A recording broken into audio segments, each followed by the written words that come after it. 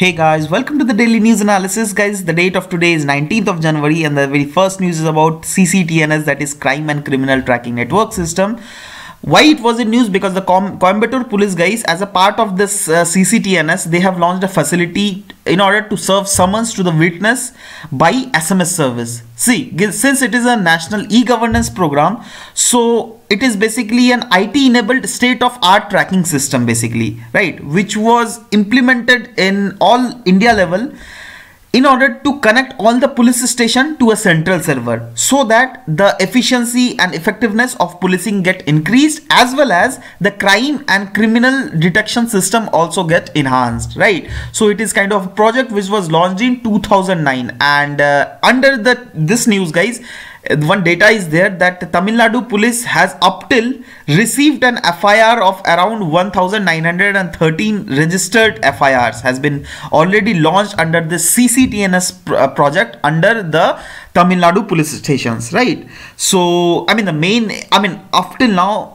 also there has been seen that pan India level around 15,000 police station has already been interconnected through this CCTNS project through a central server, and an addition 5,000 offices of supervisory police officers across the country and digitized data related to FIR investigation and charge sheets. Means whatever the datas are there in police stations, whosoever are directly connected to the CCTNS system, so those police stations will be directly, the FIR registration, investigations and charge sheets should be, will be digitally, inserted in the files of this CCTNS system of those police station, right? And it is a citizen central portal, and totally citizen friendly services are there, and one of the citizen friendly services is also an FIR registration, because earlier what used to do happen was, like, for the registration of any FIR you have to go to the police station, but from now in this system you don't have to first go to approach directly the police station. You just have to file that. You can file that from the very internet itself, right? And it will suffice, right? So this was about it. Next news is about an intercontinental ballistic missile that has been successfully fired by India, and the name of that missile is Agni 5. Guys, it is an intercontinental ballistic missile, right? And it is an sorry, I'm just having a slip of tongue actually. It is an intercontinental ballistic missile of a very huge range, and up till now only our 5 permanent members of United Nations Security Council, that is United States, Russia, Britain, China and France, they have only secured this long range missile, and no other countries have secured up till when this Agni 5 has been formed. But after few time, previous year only India formed it, and we have test fired it also at our national platform. And when we have test fired it for the first time, then there was China was not happy with us, because China don't want that in Asian region specifically, where they want to portray themselves as a single unipolar power. Their power is getting challenged by some countries like India, right? They didn't wanted it, right? So they were not happy when we had actually first time launched it. So anyways, let them, very sad. So but we'll be happy anyways. So the range of this Agni 5 missile is, guys, around over 5,000 kilometer, and it can carry about 1,000 kilogram of warhead, right?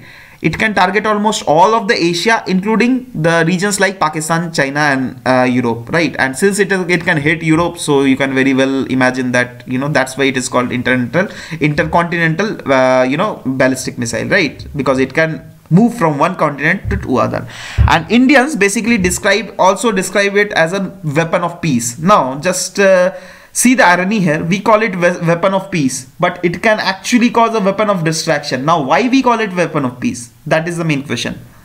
See, basically we are peace loving countries, right? We don't want to fight with anyone, right? So if at all any country, they even if they think of fighting with India, then they have to first go through, they should first know that okay, we have kind of missile which is called Agni missile, which has a huge capacity, right? So it will act as a deterrence. This missile will act as a deterrence, right? So that's why this is called a weapon of peace. So this was all about this continental missile, right? Next news about microwave, and it has been actually researchers has carried out one researcher in University of Manchester, in which it was found that the environmental impact of the microwaves are very negative, and in fact it has been equated with the electricity that is being generated by gas power plants, and it has been written here that it consumes every year 9.4 terawatt per hour of energy, which is totally equivalent to the annual energy that is being generated by 3 large gas power plants, right? Can you equate it? And you just have to, you can think over it that what is the amount it is sucking out, right? And for that amount, for that 4.4 terawatt energy to get generated, you can just imagine that how much resources are wasted, right? How much CO2 is indirectly released in atmosphere, right? You can imagine all these things, right? Now what is the reason of delivering this news to you? Because see, many type of question often you see related to environment, right? So you can at least join the point that yes, we have read that microwave also negatively impacts environment, right? So you can include this point also, that microwave also has a huge impact on environment, which is having a negative impact. That's why, I mean, in way forward point you can write that government must come with some sort of logic and some sort of regulatory measures so that this microwave usages can be regulated, right? Now what is the reason that this microwaves utilization is getting increasing day by day in whole of the world? Just because of the reason the people are getting richer, right? The disposable income with them is getting increasing, so of course they will be purchasing everything, right? So that's what the reason is. So yeah, okay guys, again so let's me discuss you that I have started mains answer writing practice series, that is in English and English Hindi both thing, right? And the English part you can find in Unacademy my profile, and those links I'm giving you in description. So if you at all want, so every day or on an everyday basis I'm conducting 2 lessons each, right? So if you haven't seen those lessons, what you can do is you can visit the profile and you can see all the lessons over there, right? It is in Unacademy profile, so the link I'm giving in description. And also for the, if you want to access the free PDFs regarding all the mains answer writing, whatever I'm uploading, so you can access it through my Telegram link, and the Telegram link is given here, right? So you can access it all. Next news is about Budapest Convention on Cyber Security. See, basically it was in news because this time the Ministry of Home Affairs has given a sign that we are also going to sign this Budapest Convention. Now what is Budapest Convention? It is also known as Convention on Cybercrime, and this convention has came just to check the increasing cybercrime whole of the world, in cyber sector increasing radicalization. I mean, under this Budapest Convention, those radicalization will also be checked, as well as it will boost the data security of whole world, right? It's not that the India is for the first time considering it. India has considered it earlier also. India thought of joining this Budapest Convention, but that time Intelligence Bureau has opposed this move of India, right? And they have said that if we will be joining this Budapest Convention, that there are some sort of data which we have to share under that are written under the protocol of this convention, right? So we can't do that because it might infringe our national sovereignty in future, right? But since there is huge surge in cybercrime all over India, and every day you will come across that okay, this new spyware has been detected, and this has hacked this much of systems and all. So these kind of news are there. That's why this convention has came. I mean, the Home Ministry is thinking of signing this convention, and it is the first international treaty which is seeking to address the internet and computer crime by harmonizing the national laws, improving investigation techniques, as well as increasing cooperation among the nations, right? So this was all about this Budapest Convention, guys. Next news about the 10th Global Forum for Food and Agriculture has recently been organized, and with the theme of shaping the future of livestock sustainably.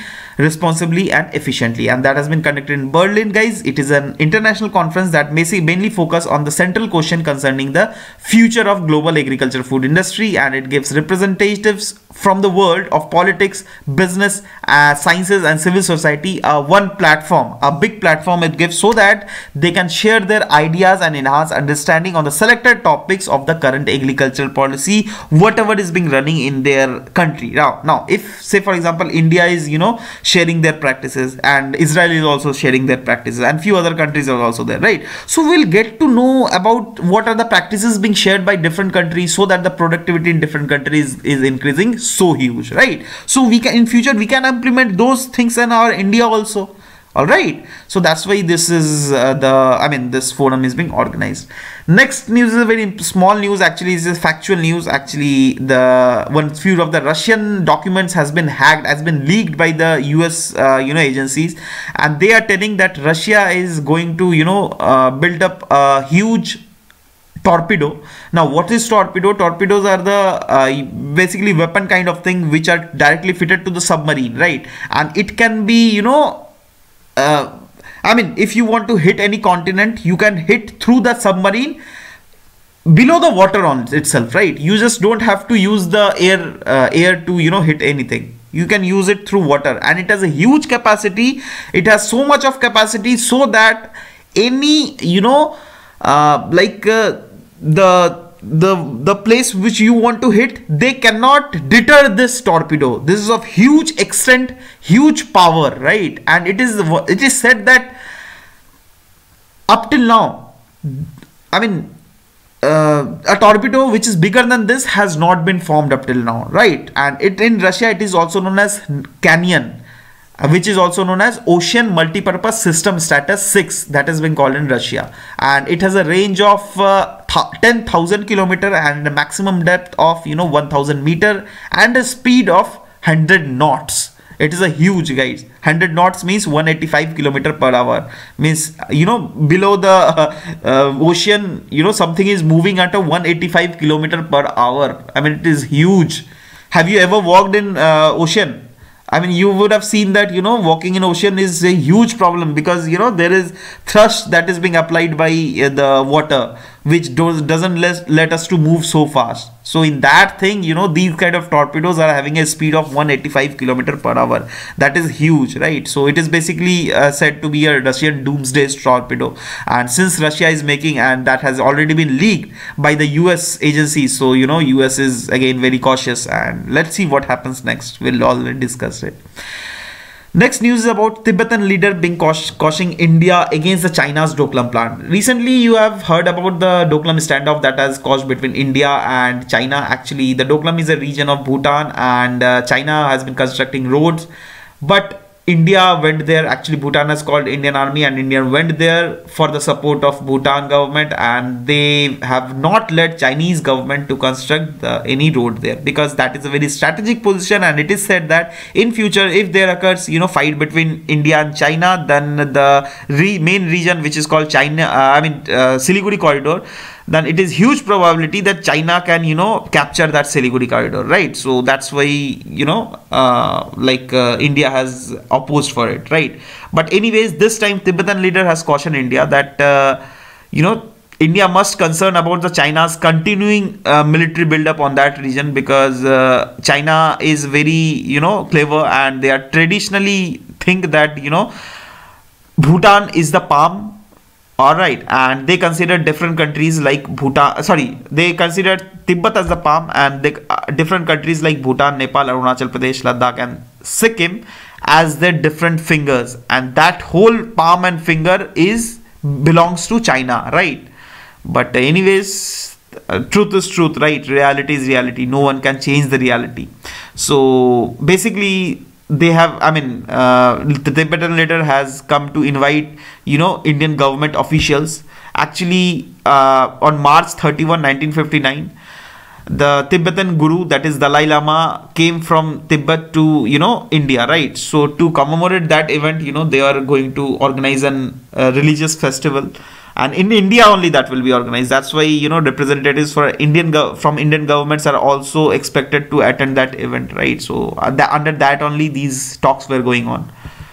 Next news is about open acreage licensing policy. Actually, guys, this was a news because the Ministry of Petroleum and Natural Gas has recently launched a bidding procedure under the innovative open acreage licensing policy. See, that we don't have to consider what is it. Actually, we will consider that HELP policy, that is hydrocarbon exploration licensing policy. What are the features of HELP policy, guys? I'll be discussing these features as also, and at last we'll be discussing open acreage licensing policy. So the feature under it is, earlier there was very harsh provisions like of the government. Means if, you know, any explorer want to explore any, you know, conventional or non-conventional hydrocarbon resource region, then for a conventional hydrocarbon resource region they have to take other license, and for the non-conventional they have to take another license, right? So this can you know, occurred a huge like inconvenience in the marketing and in exploration, right? So that's why government come up with this HELP, that is hydrocarbon exploration licensing policies, under which those regulations were like you know, smoothened, right? So under it, government said that okay, we'll be issuing just a single license for all kind of exploration, whether it be, you know, conventional or non-conventional hydrocarbon resource. Second thing is, pricing and marketing freedom has also been, you know, given to the explorers, right? So that they can you know, ensure major incentive for investment. Next is revenue sharing model, guys.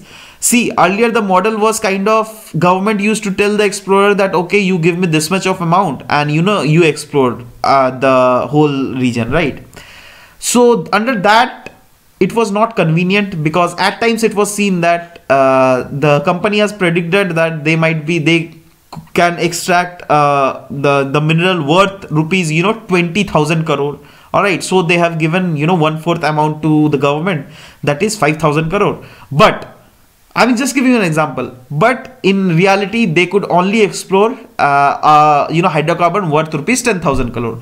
Means in earlier they have thought that they are giving 25% to the government, but in reality they have to give 50% to the government. Means this has been totally lost for the exploration company, right? So government, that's why came up with the revenue sharing model, under which government said that okay, you explored it, right? Whatever the revenue you are earning, you just share that revenue with me, right? So it is indeed a very you know, harmonizing policy of the government. Next policy is open acreage policy. Right, now what is open acreage policy? That is what the news of, I mean, that is the news only, under we will read about it only. So under it, what used to happen, guys, I'll give you an example, then I'll try to discuss it with you. Say for example, you have two regions, that is A and B. Now you have taken this A region for the exploration from the government, and A, B region both are very close by each other. Now after exploration from A, you have seen that okay, we can explore the region B also, but for the exploration of region B, you have to wait till the time that government issues bidding for that, right? But under this open acreage policy, what happens is, you will just tell the government that we want that that bidding ground B, because that is close to our earlier exploration site, right? So under it, you just don't have to go through bidding procedure also. Government will just give that okay, you can take it. Means you have to give some, you know, money for that for the government, but government will tell later that okay, you can access it. Now earlier what used to happen, that in bidding process itself, that you have to wait till bidding, and it might have been possible that you won't be getting the B ground, right? B ground would have been taken by different other companies.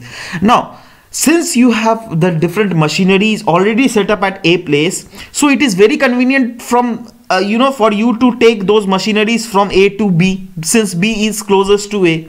All right, but if in later bidding process you are given as a place which is called Z, imaginary place, right? So you have to take your machinery till a very longer distance to Z. That is not possible for you, and that is not, I mean, economical also, right? That's why government come up with this policy of open acreage licensing policy, right? So guys, this was all about the today's news, and again this news is that if you at all want to access the English mains answer writing, it is available in both the language, English as well as Hindi. In Hindi it is of saffron color, and in English it is of sky color, right? So you know, you have to, I mean, those English loving students students can click the thing, I mean the link I'm giving in the description, guys, so you can just access it. Many answers I'm doing, trust me, you just go and watch it. Those are very awesome because there is a huge analysis there. I just try to make you learn that how to write the mains answer writing discussion, right?